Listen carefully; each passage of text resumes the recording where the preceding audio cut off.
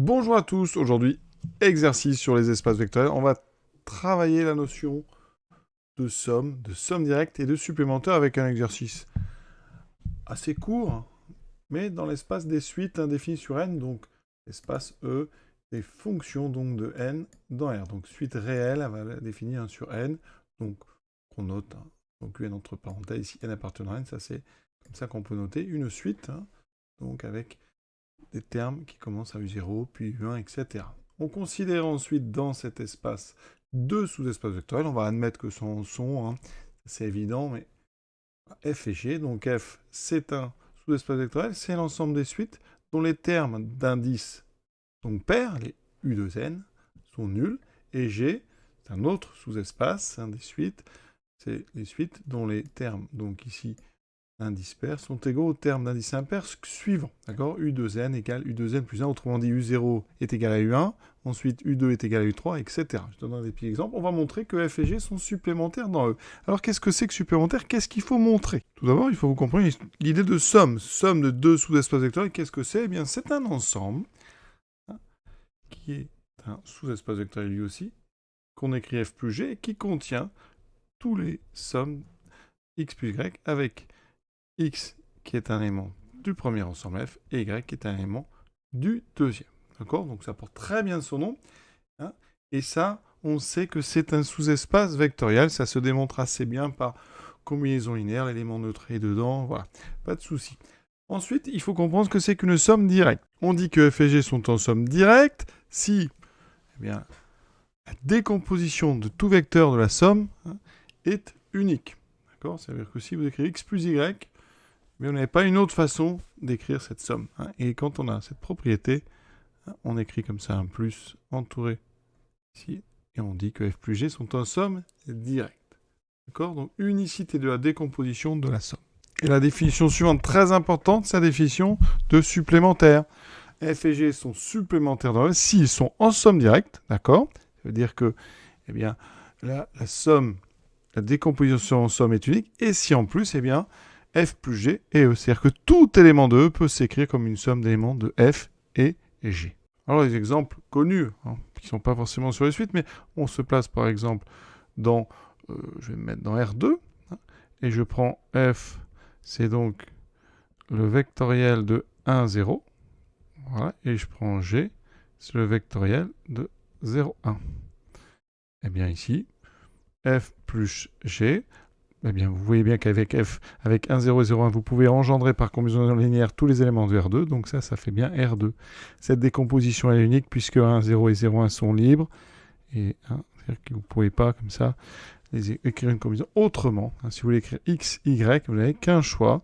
Vous prenez X fois le vecteur 1E plus Y fois le vecteur donc 1, 0, je veux dire, et Y fois le vecteur 0. Donc cette décomposition elle est unique, donc ils sont en somme directe. Si on s'était placé par exemple dans R3, que j'avais pris un ensemble F, donc ici, qui serait le vecte de 1, 0, 0, que j'avais pris G qui serait le vecte de 0, 1, 0, bien dans ce cas-là, on a effectivement F et G qui sont en somme directe, la décomposition serait unique, mais F et G ne fait pas E, puisque vous n'avez pas possibilité de créer ici la troisième coordonnée. Donc on aurait F et G en somme directe, mais pas supplémentaire. Pour être supplémentaire, il faudrait que j'ajoute un troisième ensemble, qui me permette de fabriquer la troisième coordonnée. Donc ici, j'aurais par exemple F, G, H qui sont en somme directe. On a toujours une unicité de la décomposition, mais là en plus, la somme des trois fabriquerait R3. Donc F, G et H sont en somme directe et supplémentaires. Donc de toute façon, supplémentaire, ça implique, c'est inclus à l'intérieur du package. Supplémentaires, ils sont forcément en somme directe. Donc F, G et H sont supplémentaires. On peut avoir des supplémentaires, on peut avoir par 2, par 3, etc. C'est comme une somme directe, on peut avoir autant d'ensembles qu'on veut en somme directe. L'important, c'est l'unicité de la décomposition de la somme. Et pour avoir les supplémentaires, il faut que en plus, on ait possibilité de décomposer tous les vecteurs de l'ensemble global. L'ensemble E ici, ou R3 si on est dans R3, ou R2 quand on était dans R2. Alors, les démonstrations. Pour montrer que deux sous-espaces F et G sont en somme directe, il suffit. Il suffit, c'est une équivalence. Il faudrait que F inter G est égal à l'élément neutre de votre ensemble. D'accord? Donc ici, dans notre exercice, il faudra montrer que la seule suite qui est dans F et G, eh bien, c'est la suite nulle, c'est-à-dire qui vaut 0. Tous les termes sont nuls. Voilà. Et si vous voulez donc montrer que deux espaces sont supplémentaires, il faut d'abord montrer qu'ils sont en somme directe, donc que l'intersection est réduite à l'élément neutre, et ensuite montrer qu'on peut écrire tout élément de E comme une somme d'éléments de F et de G. Et c'est là qu'il y a en général le plus de difficultés. Alors, première chose, on va montrer, donc montrons que F inter G est réduit. Alors la suite nulle, je vais appeler 0 de E, comme ça sera plus simple. Et donc 0E, c'est donc la suite, c'est la suite nulle. C'est-à-dire pour tout n appartenant à grand N, UN est égal à 0. Donc comment démontrer ça? Eh bien on prend soit U, je vais noter, ça sera plus simple, ça évitera les parenthèses et n appartenant à grand N, soit U, donc un élément de E, donc une suite réelle définie sur N. Et cette suite, on va la prendre dans notre intersection. D'accord? Et on veut montrer que cette suite, c'est forcément la suite nulle. Donc ici, on sait que U appartient à F. Donc, pour tout n appartenant à grand N, U de n est égal à 0. Tous les termes d'indice pair sont nuls. On sait aussi que U appartient à G. Donc, on a aussi pour tout n appartenant à grand N, U de n égale U de n plus 1. D'accord? Et donc, si on met ça à côté, eh bien, ça veut dire que donc, pour tout n appartenant à grand N, on a U de n égale 0 et U de n plus 1 qui est égal à 0. Donc, pour tout n appartenant à grand N, UN est toujours égal à 0. Effectivement, ici, on a les termes de rang d'indices pairs qui sont nuls. Ici, les termes d'indices impairs qui sont nuls. Donc, tous les termes sont nuls. Donc, conclusion, U est égal à la suite nulle.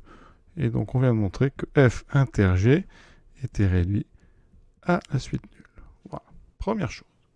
Et là, on peut écrire, donc, F est en somme directe avec G. Voilà. Mais on ne sait pas que ça fait E. Maintenant, on va aller montrer que...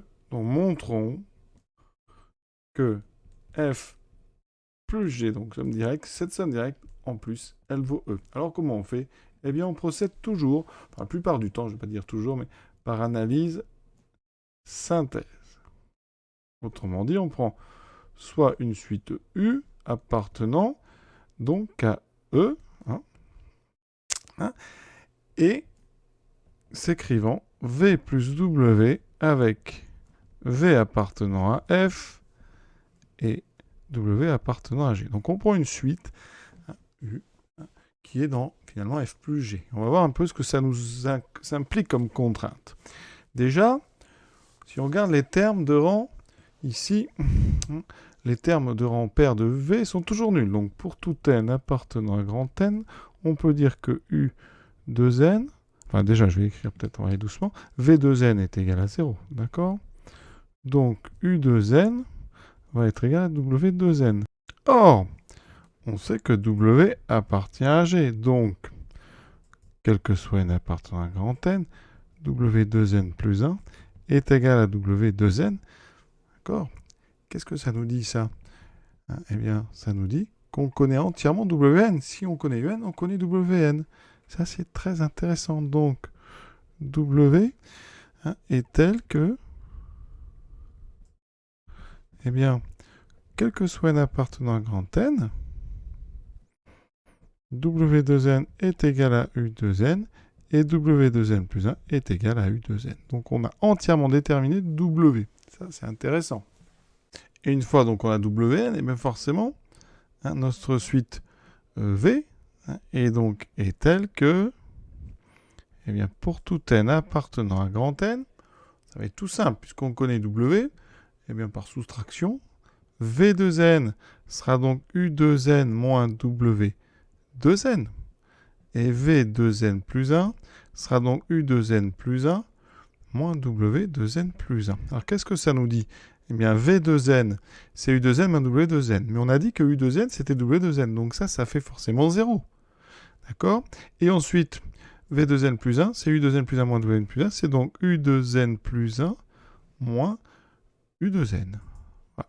Et donc maintenant, eh bien, on a des idées pour faire la synthèse. Donc ça, c'était l'analyse. Maintenant, synthèse de ce qu'on vient de faire. Donc ici, on va prendre soit U, une suite donc de E.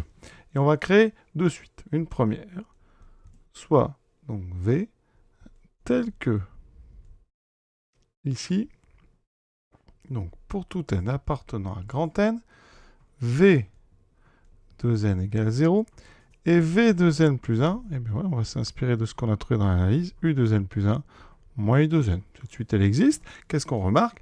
Les termes d'indice pair sont nuls, donc eh bien, V ainsi construite appartient à F. Ensuite, soit W, tel que pour tout n appartenant à grand N, W2n est donc égal à U2n, et W2n plus 1 est aussi égal à U2n.